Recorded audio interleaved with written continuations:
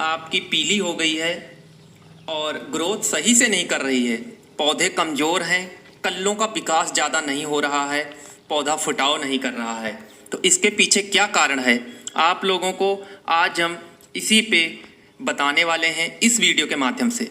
Video का length जो मैं आप लोगों को स्प्रे बताऊंगा उसका रिजल्ट आप लोगों को 100% मिलेगा। तो जैसे धान की फसल में पत्ते पीले होना, नीचे वाले पत्ते पीले होकर जैसे जले टाइप जैसे हो गए हैं या जंग जैसे पत्तों पे लग जाता है और भूरे कलर के होना, फसल के नए पत्ते पीले होना, ये सब क्या कारण है?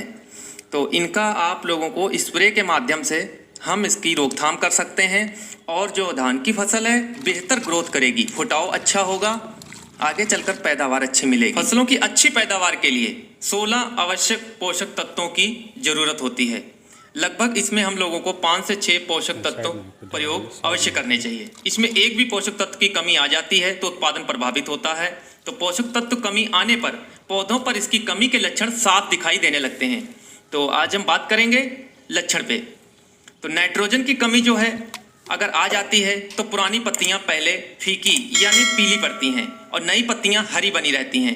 पत्तियां छोटे आकार की तथा पत्तियों के बीच बीच में जो आप देखेंगे धब्बे पड़ सकते हैं। पत्तियों का रंग जो है पहले हल्का हरा तथा बाद में पीला दिखाई पड़ने लगता है।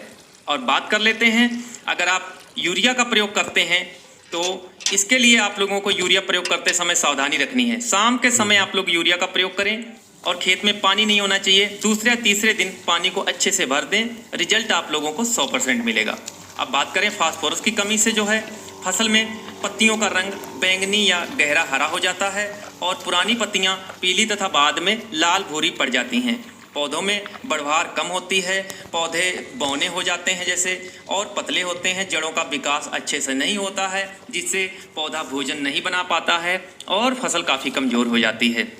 तो आगे मैं इसका आप लोगों को बताऊंगा। जो फास्फोरस गेहूं की फसल में हमारे किसान भाई कुछ प्रयोग करते हैं तो धान की फसल में फास्फोरस का प्रयोग नहीं करते हैं। तो किसान भाई कुछ खेत हमारे ऐसे होते हैं, ध्यान रखना होता है। एक तो लीच डाउन हो जाती है जो फास्फोरस होती है, कुछ रेतीली ज़मीन होती है, तो आप लोगों को धान की फसल में कुछ मात्रा में फास्फोरस जरूर प्रयोग करनी चाहिए।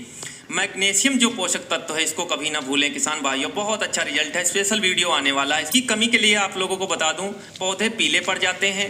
पीलेपन जो होता है सिराओं के बीच जो होते हैं, सिरे होते हैं बीच वाले भाग पर अधिक दिखाई पड़ता है। पत्ती में अधिक कमी होने पर पत्तियों का रंग लाल भूरा हो जाता है।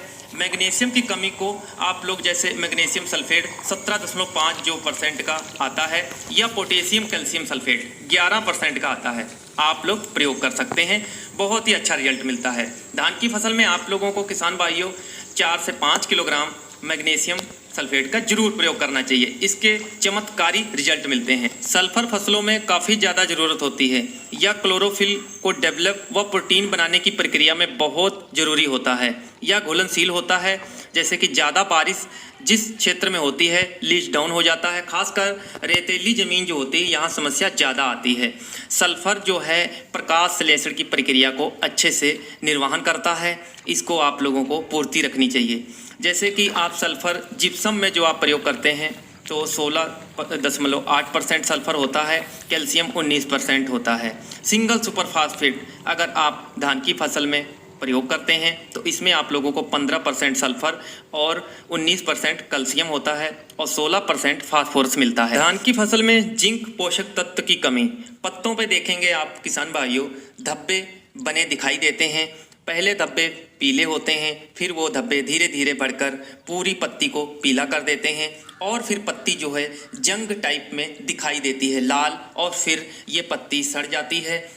जो पौधा होता है उसकी बढ़वार रुक जाती है, ग्रोथ नहीं करता है वो पौधा। तो जिंक की कमी के लिए किसान भाइयों स्प्रे करते हैं तो बेहतर रिजल्ट मिलता है।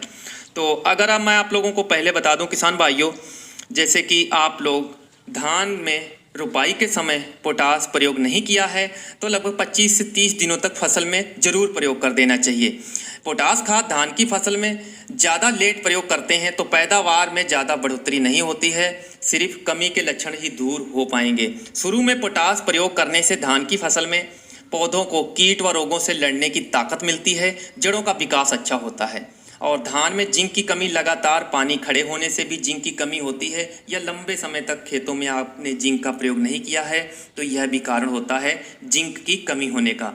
तो किसान भाइयों, जो मैंने आप लोगों को बताया है इसकी सावधानी रखें, बेहतर रिजल्ट मिलेगा। अब जो आप लोगों को स्प्रे करना है, स्प्रे किसान भाइयों आप लोग नोट करें, धान की फसल में स्प्रे करते हैं रिजल्ट 100% मिलता है, और आपकी जो फसल है पीली हो गई है, हरापन नहीं है, ग्रोथ नहीं कर रही, तो सब का रिजल्ट एक साथ मिलेगा। तो नोट करें, यूरिया 2 किलोग्राम, फारस सल्फेट 19% वाला 1 किलोग्राम, जिंक सल्फेट 33% वाली 1 से 1.5 किलोग्राम, और बुझा हुआ चूना 2 किलोग्राम। आप लोगों को अलग अलग घोल बनाना है सभी का अच्छे तरीके से, और बुझे हुए चूने का जो है आप लोगों को रात भर भिगो देना है, और उसमें 4 से 5 लीटर पानी डाल देना है। उस पानी को सुबह छान के वही पानी आप लोगों को स्प्रे के घोल में प्रयोग करना है। अलग अलग घोल बना के लगभग 125 से 150 लीटर पानी प्रति एकड़ स्प्रे लगाना है आप लोगों को, और अच्छा रिजल्ट मिलेगा। अगर आपकी फसल ज़्यादा कमी आ गई है पोषक तत्वों की, तो आप 15 दिन के बाद दूसरा स्प्रे कर सकते हैं, बहुत अच्छा रिजल्ट आने वाला है।